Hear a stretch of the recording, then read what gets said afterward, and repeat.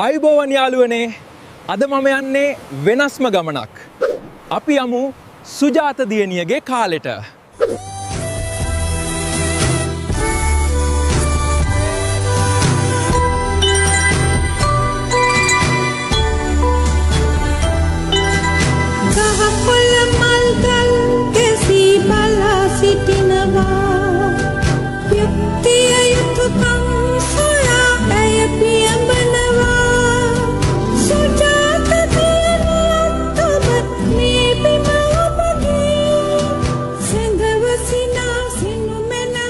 මෙන්න අපේ ප්‍රධාන චරිතය චංගුමි. බලන්න ඇය රජතුමාට හදන කෑමවල ලස්සන. පේනව නේද භෝජනවල ලස්සන.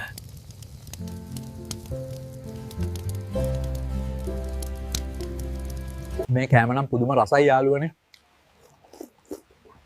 කොරියානු රජවරු කෑවේ මේවා තමයි. මේ වගේ ගුණත් ගොඩක් වැඩි. මේ ඉන්නේ මින්ජුන් හෝ. චංගුමීට හැමදාම ආරක්ෂාව දුන්න වීරයා. මාලිගාවේ ප්‍රශ්න ගොඩක් තියෙනවා.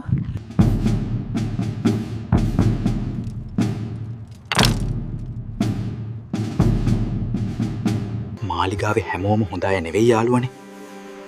අරගෙන්නේ චෝයි පාලිකාව. එයා චංගුමීට ගොඩක් කරදර කළා.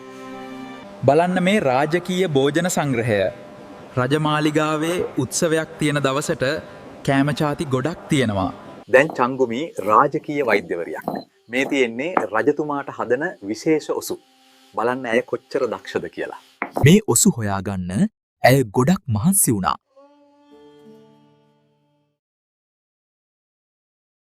දැන් මට යන්න වෙලාව හරි. ආයුබෝවන් චංගුමි. ඔයාගේ කතාව අපිට කවදාවත් අමතක වෙන්නේ නැහැ.